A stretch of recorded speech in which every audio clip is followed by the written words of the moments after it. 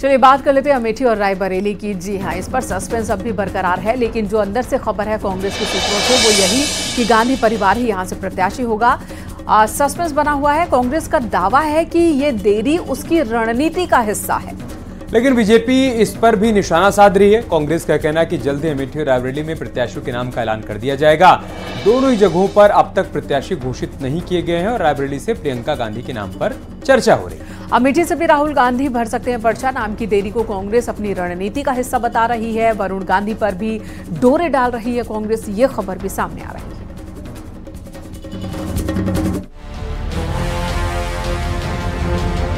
हमारे देश का लोकतंत्र खतरे में है। ये विपक्ष पर हमला है। कांग्रेस में अंदरूनी कला है।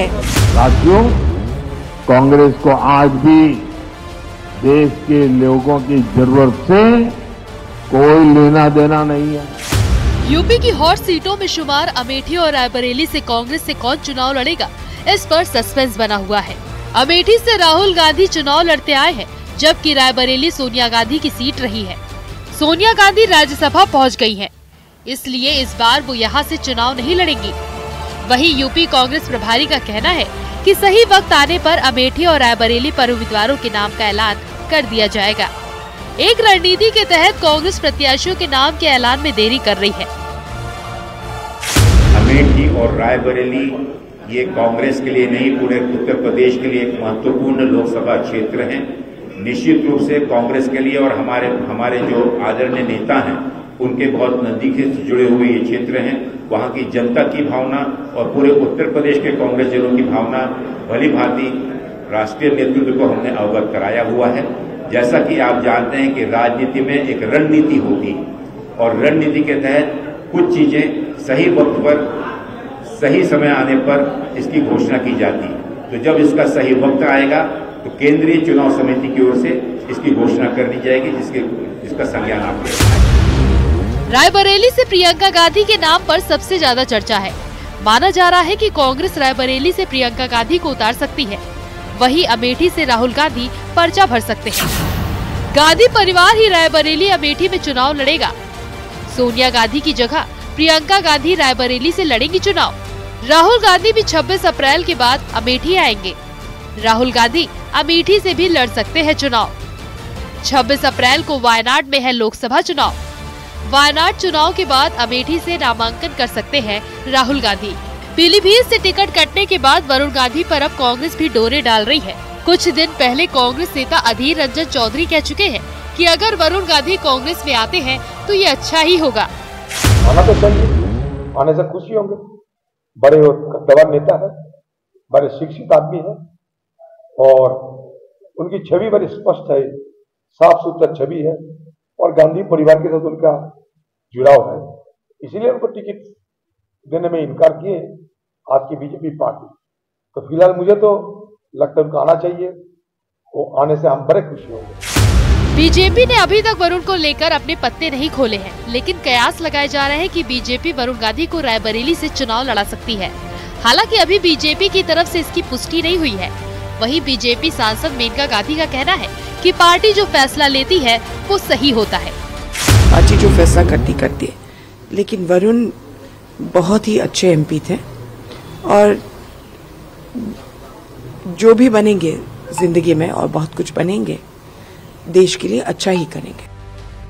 वहीं प्रियंका गांधी के पति रॉबर्ट वाड्रा ने भी अमेठी से चुनाव लड़ने की इच्छा जताई है। उनका कहना है कि वो इसके लिए तैयार है।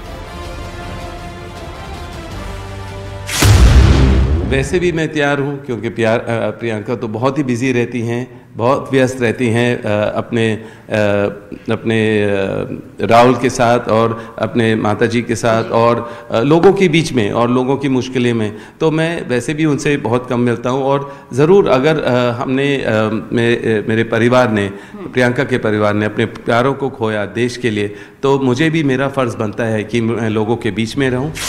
अब देखना है कि अमेठी और रायबरेली से कांग्रेस किस पर दांव खेलती है। अमेठी और रायबरेली की जनता की जो मंशा है उसको राष्ट्रीय नेतृत्व को बताया गया है और तय समय पर एक निर्धारित और विशेष रणनीति के तहत जल्द से जल्द कांग्रेस अमेठी और रायबरेली में भी अपने उम्मीदवारों का नाम का ऐलान कर भारतीय जनता पार्टी के खिलाफ ताल ठोकते हुए नजर आएगी। कैमरामैन उपेंद्र यादव के साथ राजीव प्रताप सिंह, न्यूज 18 लखनऊ।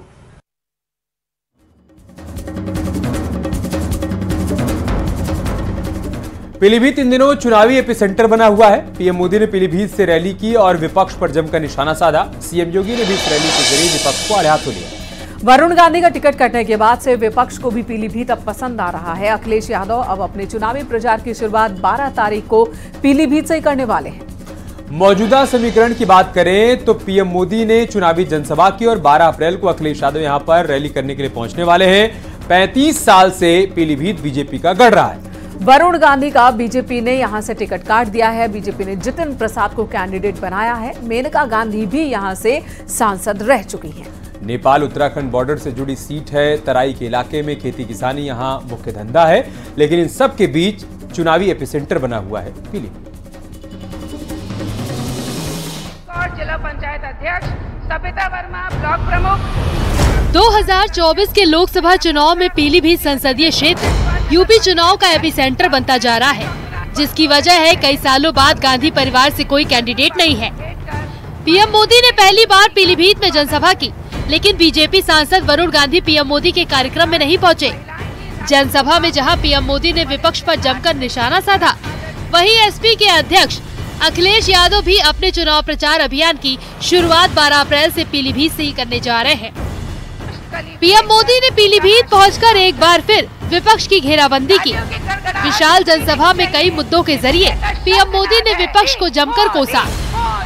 शक्ति उपासना और राम मंदिर जैसे मुद्दों के सहारे पीएम मोदी ने कांग्रेस पर निशाना साधा। चलो भाई, आपने मंदिर बनने से रोकने के लिए अदालत में जो करना था कर लिया।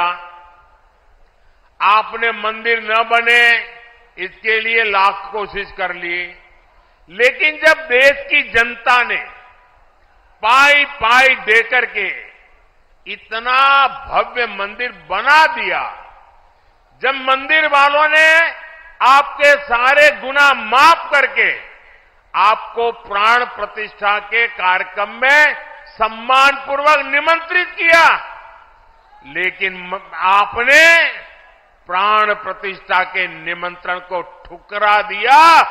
आपने प्रभु राम का अपमान कर दिया। पीलीभीत में हुई पीएम मोदी की रैली में सीएम योगी ने भी आक्रामक तेवर दिखाते हुए विपक्ष पर निशाना साधा। सिख भावनाओं का सम्मान करते हुए, भारत की उस आस्था का सम्मान करते हुए करतारपुर कॉरिडोर का निर्माण मोदी जी के नेतृत्व में ही संभव हो पाया, जब प्रधानमंत्री के रूप में मोदी जी देश के प्रधानमंत्री बने।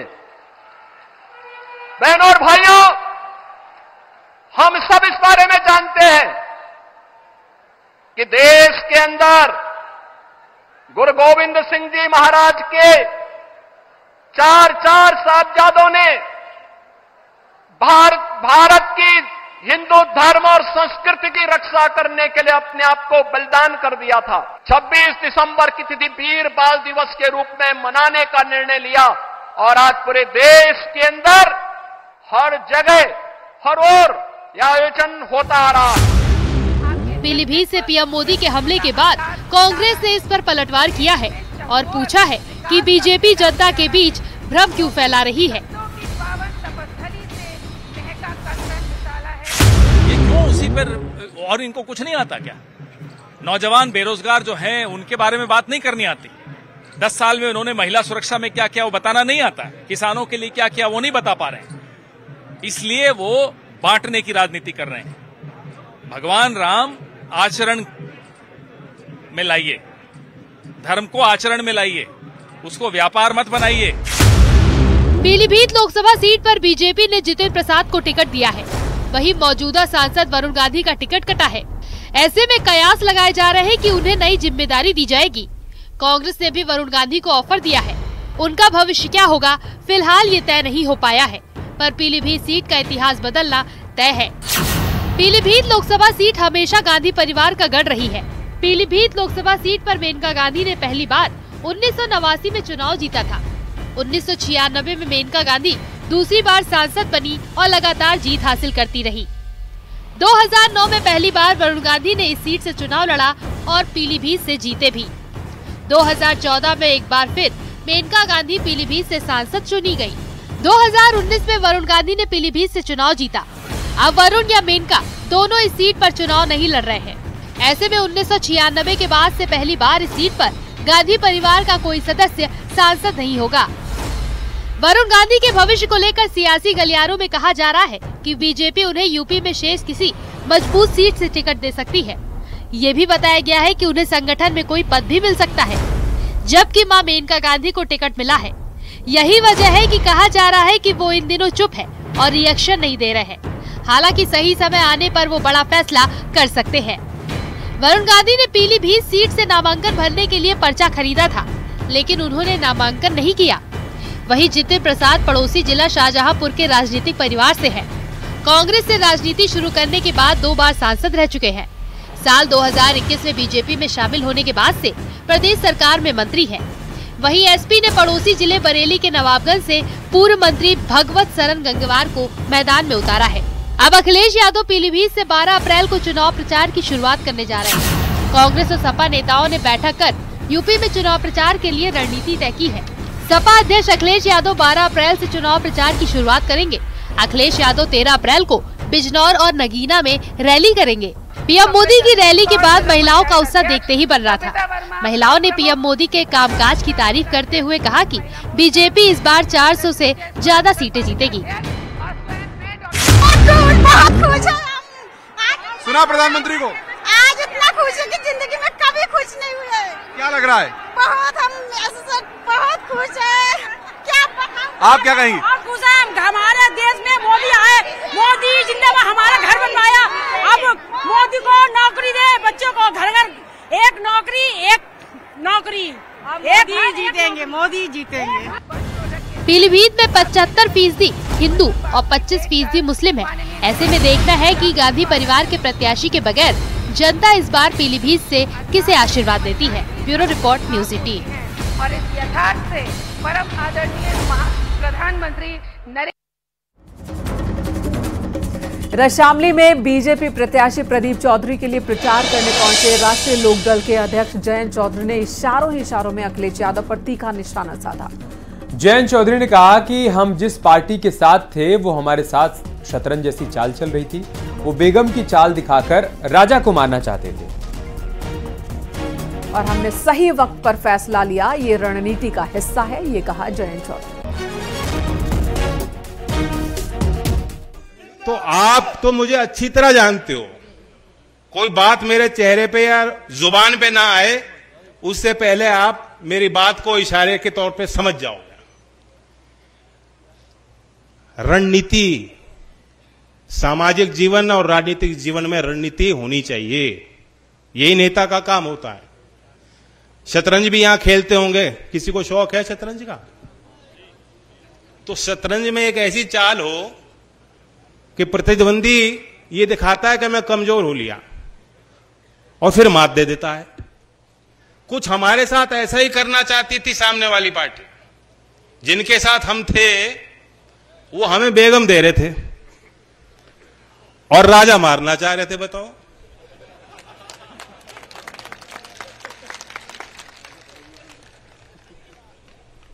हमें कोई मलाल नहीं है। उनकी अपनी जिम्मेदारी अपने दल के लिए, मेरी जिम्मेदारी अपने लोगों के लिए। दरअसल अखिलेश यादव ने ट्वीट कर लिखा था, पश्चिमी उत्तर प्रदेश में जिस तरह बीजेपी की घोषित संयुक्त रैली में उनके साथ गए दल भी अपनी जगह नहीं बना पा रहे हैं और उपेक्षित होकर अपमान का घूंट पीते जा रहे हैं। यहां तक कि अपने प्रत्याशी के समर्थन में की जा रही रैली तक में वो हिस्सा नहीं ले पा रहे हैं। इससे साफ जाहिर होता है कि भाजपा का गठबंधन गांठ बंधन बन चुका है।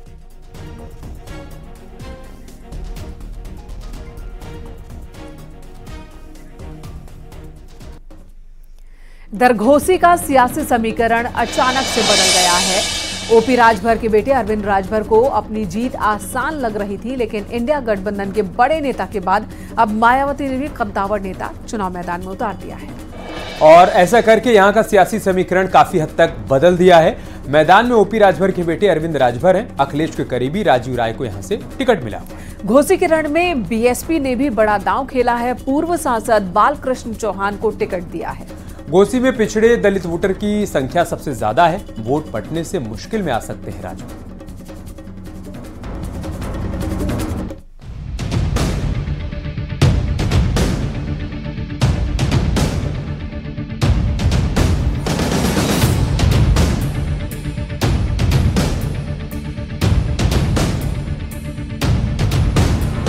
घोसी लोकसभा सीट पर सियासी समीकरण बदल गए हैं। सियासी दंगल अब त्रिकोणीय हो गया है।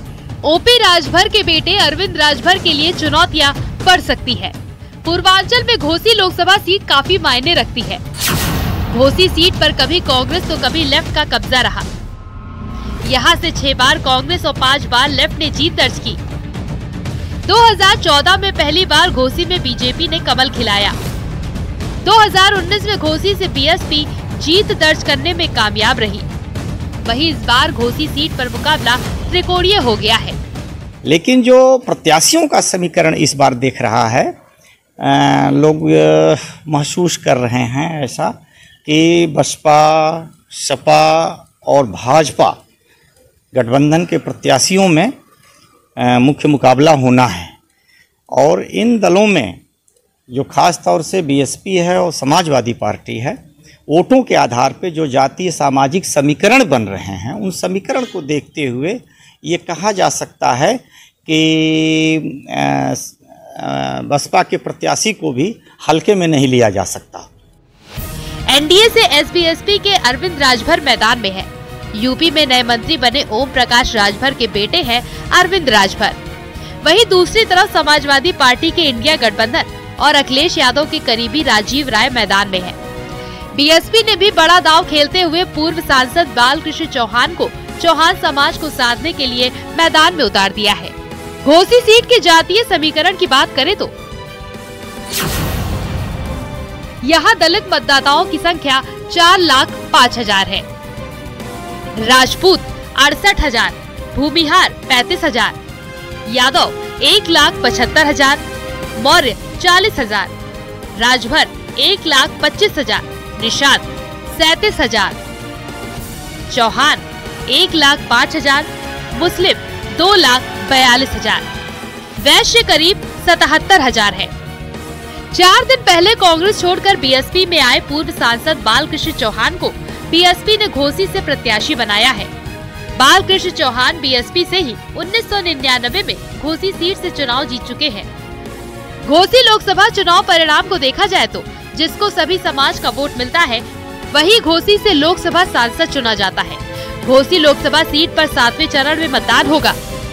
कि भारतीय जनता पार्टी जिस तरीके से इंडिया गठबंधन या एनडीए गठबंधन बना के ओम प्रकाश राजभर के साथ चुनाव लड़ रही है, तो राजभर समाज को ले लीजिए, उनके बहुत ही सपोर्टर रहे महेंद्र राजभर, आज उनके साथ नहीं है। कम से कम सैकड़ों राजभर अपने राजभर बस्तियों से लेकर तमाम जगह उनका विरोध कर रहे हैं।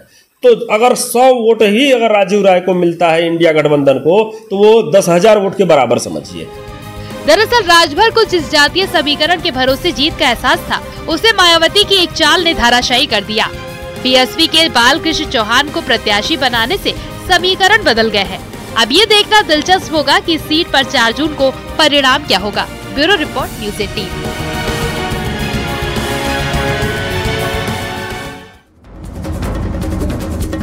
और इसी के साथ यहाँ रुकेंगे एक छोटे से ब्रेक के लिए। खबरें जारी हैं, बने रहिए।